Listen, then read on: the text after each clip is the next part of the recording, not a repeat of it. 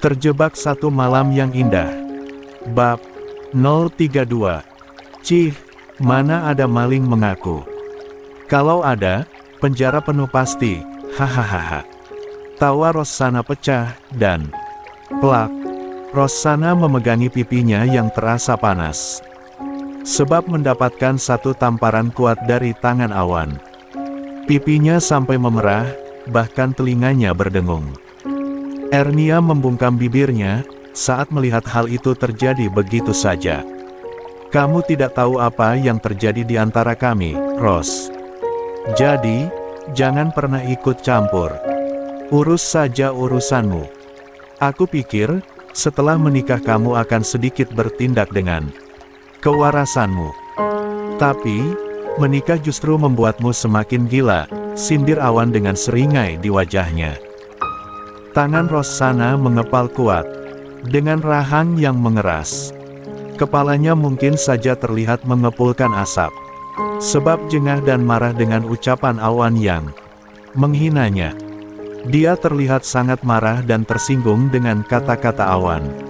Lantas tatapannya beralih ke Ernia. Ini semua gara-gara kamu. Kamu, kan yang menggoda Mas Riko, supaya tertarik lagi padamu. Ucapnya sengit, setelah dia berhasil mendekat ke arah Ernia. Ernia mengerutkan keningnya, lantas menjawab, apa maksudmu? Bahkan aku tidak tahu bagaimana dia sekarang. Oh, apa malam-malammu tak pernah terpuaskan olehnya?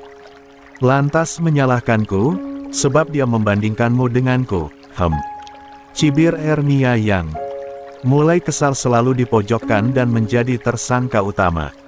Ark, kau itu pembawa sial Ernia. Kenapa tak pergi saja kau ke neraka? Amuk. Rossana dengan mencondongkan wajahnya ke Ernia. Ros, kamu kenapa sih? Tegur Nenek Clara sekali lagi. Tiba-tiba Ros memeluk nenek itu dan menangis dalam pelukannya. Membuat Ernia dan Awan saling tatap dan mengedikkan bahu mereka. Terlebih Nenek Clara yang bingung. Mendapatkan sikap Ros begitu. Ada apa Ros? Tanya Nenek Clara lirih, seraya mengusap lembut punggung Rossana. Tapi tangis Rossana semakin pecah. Akhirnya Nenek Clara mengajak Ros agar melipur jauh dari rumah sakit. Rossana membawa Nenek Clara ke ruangannya. Ros menyuguhkan minuman segar kepada Nenek Clara. Lalu mulai menceritakan yang terjadi antara Awan dan Ernia, di belakang Gladys. Oh, kalau masalah itu, Gladys sudah menceritakan semuanya denganku. Bahkan Awan dan Kuma juga sudah menjelaskan semuanya, sahut Nenek Clara. Hah, Kuma? Siapa Kuma? Tanya Ros, yang justru bingung dengan jawaban sang nenek. Kuma itu adiknya Gladys, yaitu Ernia Kusuma Ningrum. Kami biasa memanggilnya Uma sejak dia bayi dulu, jelas Nenek Clara dengan santai. Glek. Ros meneguk salivanya yang terasa getir itu dengan susah payah. Kepalanya menggeleng dengan mata membulat sebesar jengkol. Bahkan rasanya tenggorokannya tercekat saat ini. Dadanya ikut berdebar tak karuan. Kenapa Ros? Apa kamu punya masalah dengan cucuku itu? Katakan saja, ujar Nenek Clara. Aku perhatikan dari waktu itu kamu sangat membencinya. Sampai kamu selalu menyerangnya setiap kali bertemu dengannya. Kamu punya dendamkah dengan Kuma? Nenek Clara masih juga melemparkan tanya. Kuma, adiknya Gela. Nenek jangan bercanda, sangkal Ros yang sangat tidak percaya. Hal itu, apanya yang bercanda Ros? Bagaimana bisa Ernia itu adiknya Gladys yang hilang? Ros meremas rambutnya, kepalanya seakan tertusuk-tusuk jarum. Sahabatnya, ternyata kakak kandung wanita yang sangat dia benci. Siapa lagi yang akan membelanya? Orang tuanya kini menghardiknya, sebab tak bisa menjaga amanah yang selama ini diamanatkan padanya. Gara-gara itu pula, dia harus menjadi pengantin dan menjanda di hari Yang sama. Sungguh, kebencian itu kian menjalar dan mengakar dalam hatinya. Dia rebut semua orang dari hidupnya. Sore itu, sepulangnya Riko dari kediaman orang tua Ros, dia diamuk oleh sang ayah. Bahkan kalimat ampun darinya yang memohon terabaikan oleh amarah ayah ibunya. Malamnya, Ros mencoba menemui Riko dan ibunya. Tapi, dia justru diusir secara kasar oleh Nenti. "Ngapain kamu kemari, ha? Aku pikir kamu perempuan berpendidikan tinggi dengan gelarmu sebagai dokter. Ternyata, semua itu hanya kedok. Aku menyesal sudah memaksa Riko menikahimu, anak. Pergi, atau aku suruh satpam untuk menyeretmu dari sini." Kalimat Nenti tak akan mungkin Ros lupakan begitu saja. Sakitnya menembus sampai ke tulang sumsum. Hatinya bagai diremas-remas hingga kering dan tak berbentuk lagi. Sungguh, nasibnya begitu buruk. Dan kenyataan yang baru saja terjadi, membuatnya semakin mengkambing hitamkan Ernia sebagai penyebab akar masalahnya. "Kamu sudah tahu, glakoma lagi.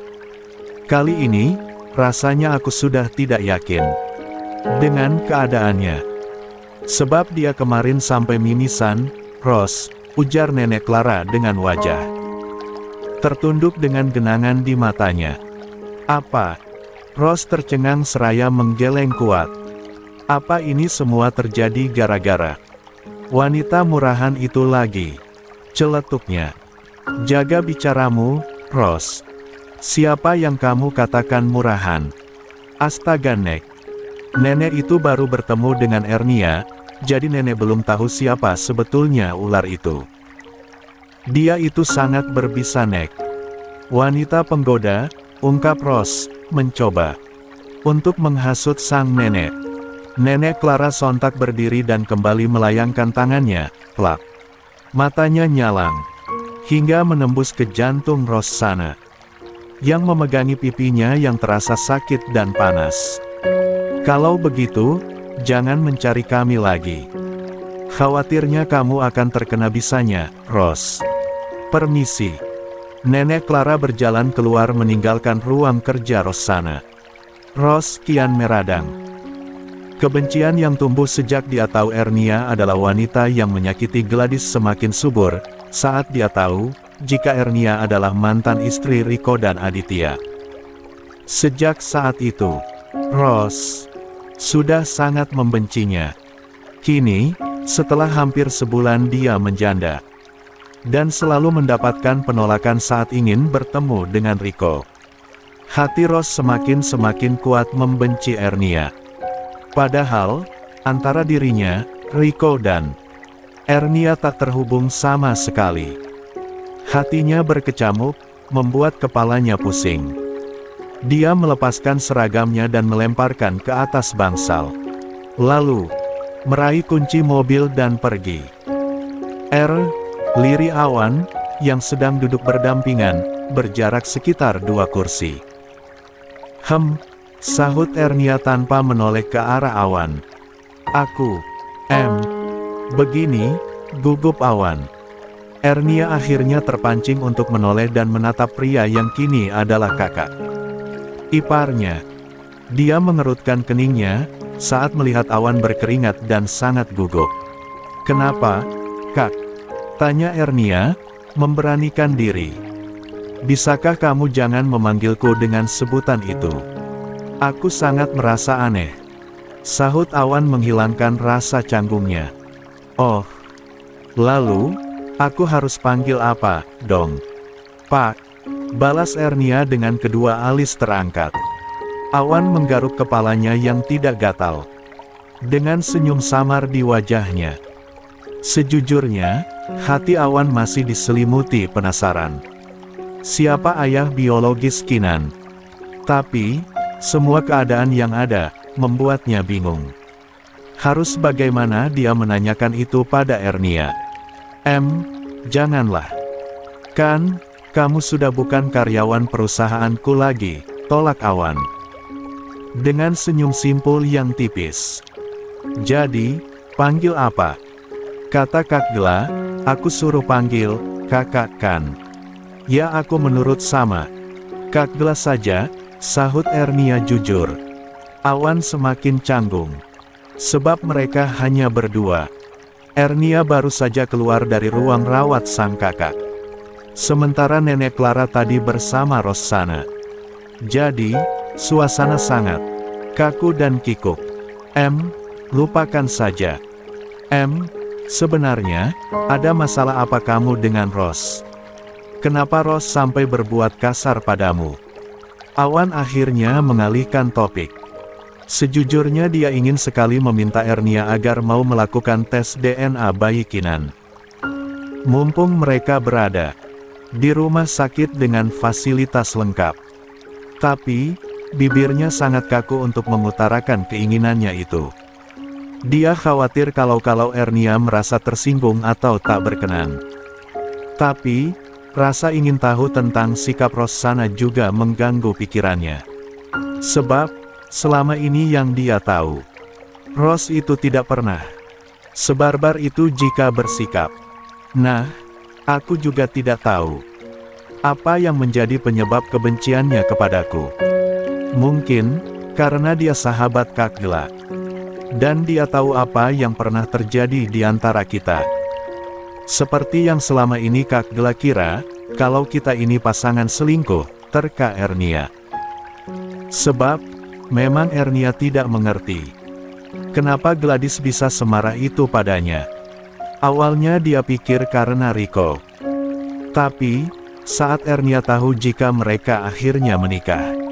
Artinya, bukan, pikir Ernia, sesederhana itu. Tapi, kenapa sampai begitu kasar? Gladys saja nggak sebegitunya, loh. Sudah, nggak usah bahas-bahas si Ross. Nenek lapar, kita keluar rumah. Cari makan. Dulu, timpal Nenek Clara yang baru saja tiba. Awan tersenyum getir, saat Ernia akhirnya berlalu darinya bersama sang nenek. Pria itu menghela nafasnya panjang. Menatap punggung Ernia yang semakin lama dia pandang, semakin jauh dan menghilang. Aku berharap, Kinan adalah putraku. Liri Awan seraya menutup matanya rapat. Dia hanya ingin memiliki seorang bayi. Hanya sebatas itu. Hari telah kembali berganti. Ernia sesering mungkin menjenguk sang kakak. Meski tak ada pergerakan dari Gladys. Tapi Ernia yakin, kalau kakaknya itu pasti mendengarnya. Dengan penuh kasih, Ernia membersihkan tubuh Gladys. Menyapa kening dan pipinya. Lantas tiada henti menyebut nama sang kakak dalam setiap doanya. Kak, sembuh dong. Kuma pengen kita main bareng. Ki kangen tahu, sama kakak, bisiknya suatu pagi. Saat Ernia selesai membersihkan tubuh sang kakak. Dengan bulir embun yang selalu menetes, Ernia selalu meminta itu pada sang kakak. Kita baru juga ketemu, masa iya kakak mau tidur terus? Kakak bangun geh, nanti Kuma masakin makanan yang enak buat kakak. Ernia terus saja mengajak bicara sang kakak, yang hanya diam mematung di atas pembaringannya. Hingga waktunya habis, Ernia meninggalkan sapaan hangat di kening Gladys. Dan, sudut mata Gladys mengeluarkan embun bening secara perlahan. Saat Ernia mengayunkan langkahnya menjauh darinya. Di tempat lain, Ross yang sedang menunggu Rico. Gelisah tak menentu, sebab ada hal penting yang harus disampaikan pada mantan suaminya itu. Dan saat pria itu muncul, Ross langsung berdiri dan menghambur memeluknya. Tapi sial, Rico justru menyingkirkan tubuh Ross darinya. Jaga sikapmu. Kita sudah tidak ada hubungan apa-apa lagi sekarang, protes Rico. Dengan tatapan sinis. Jangan begitu dong, Mas. Aku ingin menunjukkan sesuatu buat kamu, Mas. Yang pasti akan membuat Mas senang, ujar Ross, dengan sikap manja. Cepat katakan, aku tidak punya banyak waktu, sahut Rico ketus. Sabar dong, Mas. Aku sudah pesan makanan. Kita makan dulu, ya, balas Rose, tepat saat pramusaji datang membawa kudapan pesanan Rossana. Rico mendengus kesal, tapi tak menolaknya. Dan akhirnya dia menikmati kudapan yang sudah tersaji di mejanya itu. Tanpa banyak bicara hingga makanan di piringnya habis. Tak tersisa. Aku sudah selesai. Cepat, katakan. Apa yang ingin kamu sampaikan? Ujar Rico, seraya meletakkan gelasnya. Rose tersenyum, seraya mengunyah makanan terakhir di mulutnya. Setelah tertelan, lantas dia minum dan menghela nafasnya. Seraya meletakkan gelasnya dengan gerakan seanggun mungkin. Aku masih kangen loh, Mas. Memangnya Mas Rico nggak kangen sama aku, ya? Goda Rose, seraya mengusap lembut punggung telapak tangan Rico, dengan mata mengerling. Nakal. Rico menarik tangannya dengan kasar. Dengan tatapan sinis tanpa ekspresi. Membuat Rose memerah wajahnya menahan marah dan kesal. Tidak perlu berbasa-basi. Cepat katakan, atau aku akan pergi sekarang, kecam Rarna. Seraya berdiri dari duduknya.